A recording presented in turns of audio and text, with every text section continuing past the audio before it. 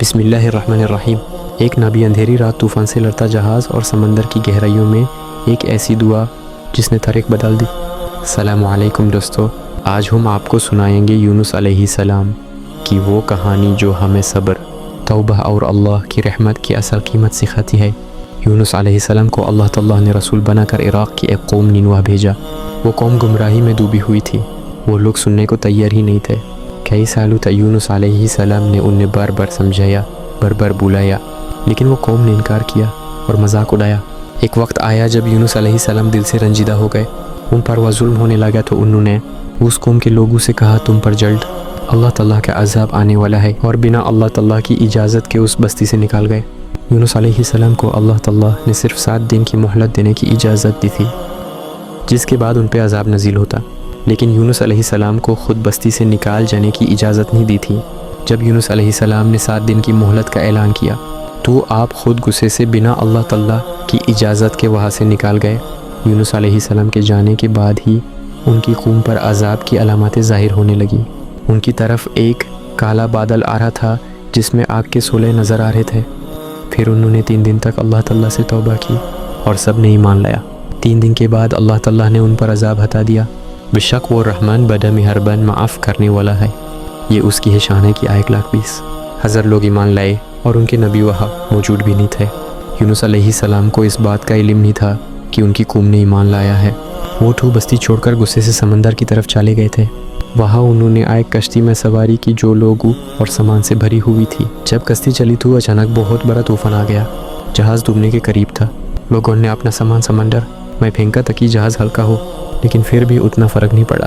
پھر کہا گیا ایک شخص کو سمندر میں کودنا ہوگا۔ اس کے لیے چت بنائی گئی۔ پہلی چت پہ یونس علیہ السلام کا نام آیا۔ لوگوں نے کہا ان کے ماتھے پہ سجدوں کے نشان ہیں، یہ تو نیک ہے، ان کو نہیں پھینک سکتے۔ ایک اور بار چتیں اٹھائی گئی، پھر سے یونس علیہ السلام کا نام آیا۔ تیسری بار جب پھر سے یونس علیہ السلام کا نام آیا، لوگ سمجھ گئے یہ اللہ تعالیٰ کا فیصلہ ہے، تو لوگوں کو مجبوراً یونس علیہ السلام کو سمندر میں پھینکنا پڑا۔ سمندر میں گرتے ہیں۔ اللہ تعالیٰ بڑی ویل مچھلی کو حکم دیتا ہے یونس علیہ السلام کو نگل لو، تو اس ویل مچھلی نے یونس علیہ السلام کو نگل لیا، لیکن اللہ تعالیٰ نے اس کو پہلے ہی حکم دیا تھا کہ یونس علیہ السلام کو چوٹ نہیں لگنی چاہیے۔ جب یونس علیہ السلام مچھلی کے پیٹ میں پہنچے تو انہیں سمجھ آ گیا کہ یہ اسی وجہ سے ہوا کہ میں بستی سے اللہ تعالیٰ کی اجازت کے بنا نکل گیا۔ یونس علیہ السلام 40 دن تک مچھلی کے پیٹ میں رہے۔ کچھ روایات میں آتا ہے 3 دن یا 7 دن رہے، لیکن پھر بھی وہ نا امید نہیں ہوتے۔ وہ سجدے میں گر کر روتے ہیں اور کہتے ہیں، لا الہ الا انت سبحانک انی کنت من الظالمین۔ یا اللہ، تیرے سوا کوئی معبود نہیں، تو سب سے پاک ہے، میں ہی ظلم کرنے والوں میں سے تھا۔ 40 دن تک یونس علیہ السلام یہ تسبیح کرتے رہے، تب جا کر اللہ تعالیٰ نے انہیں معاف کیا۔ اللہ نے فرمایا، اسے باہر نکالو۔ مچھلی کو حکم دیا گیا، وہ یونس علیہ السلام کو کنارے پر باہر نکالے۔ اللہ ان سے ناراض نہیں بلکہ ان کی توبہ قبول کر لی ہے۔ جب وہ کنارے پر اتارے گئے، قرآن میں آتا ہے وہ بیمار تھے۔ مچھلی کے ایسڈز نے ان کی سکن جلا دی تھی۔